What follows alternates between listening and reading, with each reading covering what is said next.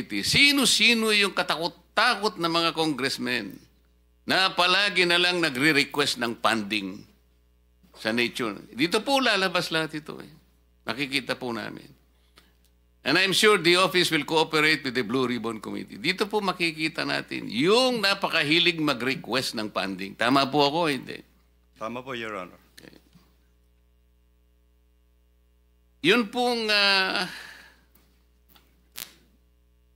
bidding. Pero baka gusto na magtanong muna yung mga kasama ko po, mag-sip muna ako sa kanila. Anybody who would like to? Senator Jinggoy. Thank you. Galingan mo, Senator Jinggoy. Thank you, Mr. Chair. Is si Ms. Cabral ba nandito? Was she invited? Was she invited by this committee? Maybe we can invite her in the next Hindi, meeting. nandito naman ang pinaka-boss si Secretary. Well, but I would like to ask some Mas gusto mo siyang makita kaysa Secretary. Hindi naman. Anyway, Mr. Secretary, wag na tayo magpaligoy-ligoy pa. Kung hindi pa binulgar ni Pangulong Marcos ito mga anomalya na nangyari dito sa mga flood control projects, hindi nyo ba iimbestigan to? Kailangan pa umabot ng Senado para imbestigahan ito dahil binulgar ni Pangulong Marcos ang mga di umano yung mga anomalya tungkol sa mga flood control projects. Hindi naman po siguro, I think, Your Honor, I think this is a routine process naman ng department that every project that we complete must have to undergo a quick, it has to undergo a validation audit before we fully pay the contract amount, Your Honor. So meron yung quick quality assurance unit, may audit team na dapat umiikot parati, Your Honor, before we pay the final payment for this project, Your Honor. So, sa aking palagay, itong mga ghost projects na nabulgar na ngayon, siguro inaayos na nila. Tama? Para hindi malata na ghost.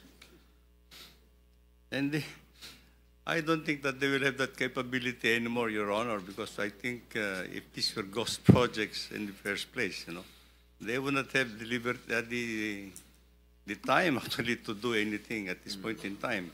The records will show that if there is no project at all that was implemented, and payment has been made, then it's on. Tapos na, nasunog na yung pera natin. That's actually. Alright, magkano ang in-award dito sa mga sa Wawaw?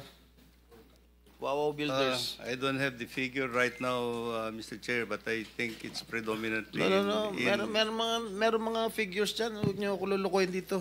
Yeah. Labas niyo kung magkano yung in-award nito sa Wawaw Builders. Mga ghost projects. We'll wait for it.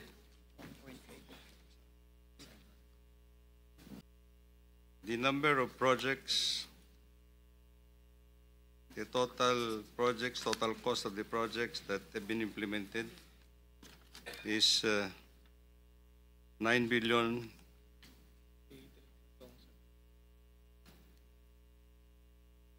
9 million or 9 billion? 9 billion all over the country, Mr. Chair.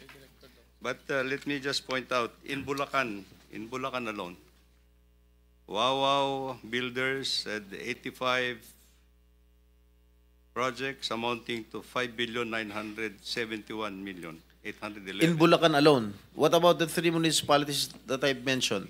Kalumpit, Hagunoy, and what is this? Malolos.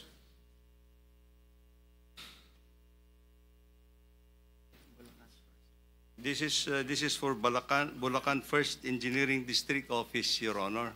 Ito bang, I'm not familiar, no? Ito bang Kalumpit, Malolos, Hagonoy falls under the first Yes, Your Honor. Bulacan district? Ah? Yes. Alright. Yes, Your Honor. So magkano? Yung sa Wawaw? 5,971,811,600. In Bulacan alone?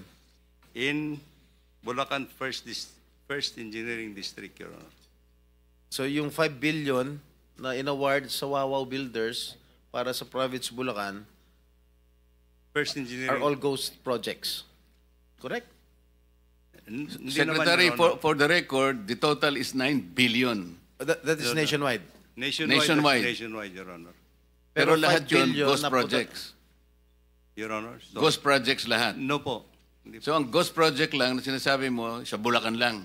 There seems to be some ghost projects actually as reported, Your Honor. Are you investigating this right Yes, now? Your Honor. We're investigating it. What is the status of your investigation? They will be coming up with their